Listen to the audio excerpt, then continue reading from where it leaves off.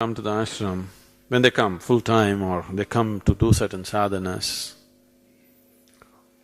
we don't tell them why. Only now in the last few years we started talking about it, otherwise all these years we never spoke about it. Somebody comes, I always give them a copper ring to wear. They cannot remove it, must always be there on their finger, on their left hand, ring finger.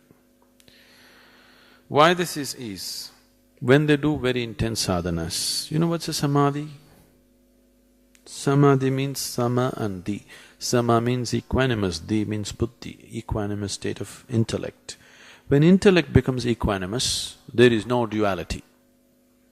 When there is no duality, when you don't know which is me and which is you, now your life energies do not know where to be, so they may go anywhere. So the point of contact with the body becomes less and less. It can be brought down to a point where your point of contact with the body is just one-pointed. When somebody becomes one-pointed contact, we say nirvikalpa samadhi. If a person is in this state, if I just do this, he will leave the body for good. Even a pinprick is enough. Just prick him with the pin, he will leave the body. He will be in such a fragile state.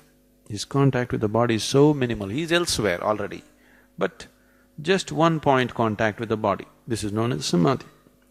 When people are in such states, we keep them in protected atmospheres, very, very tightly protected atmospheres. Nobody is allowed to go there except a few people who are prepared for such situations. But when we do certain work, one of the things was the consecration of Dhyanalinga. We were required to be, people who were involved were required to be in such states of samadhi, but at the same time they were required to be intensely active, which is very risky. People can very easily leave the body. One moment of unawareness, they can leave the body and they may not be sometimes able to regain the body. So certain precautions were taken, everything was done, but when it was coming to a close, certain situations happened which we had to face in so many ways.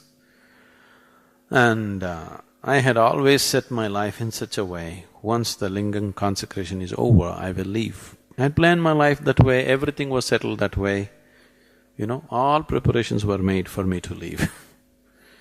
But because of certain situations, certain changes that happened in the situation, we made efforts to recover the body. In the process of consecrating the lingam, I use my body and my energies so blatantly. Those who have seen me before, or if you see my pictures, you will see in just about 8 to 9 months, I aged almost 25 to 30 years. You will see my pictures. In 8 months' time, I have aged almost 25, 30 years. Because we use the system so blatantly. Because I never planned to live beyond that, I had my body completely ruined by the time I finished the consecration. You should see my medical reports, my blood work and other CAT scans and other things. Every day doctors were, diagnosing me with some bizarre disease which is no way to recover or something like that. I have not been through any treatment. In the last 4 years, we have been working on the system. Today it's much better. Accordingly, my activity is increasing. I have not been inactive, I have been constantly active these 4 years, but it was quite something to keep the body going. But now it's so much better, it's not 100% yet. It's still on some kind of support system, but it is so much better, it's recovered. So metal, if you have metal on your body, you will not leave the body accidentally. So that's why the ring is always put on people who are doing intense sadhanas. Unknowingly they may leave the body. So people were afraid that I will leave and they put a shackle on me.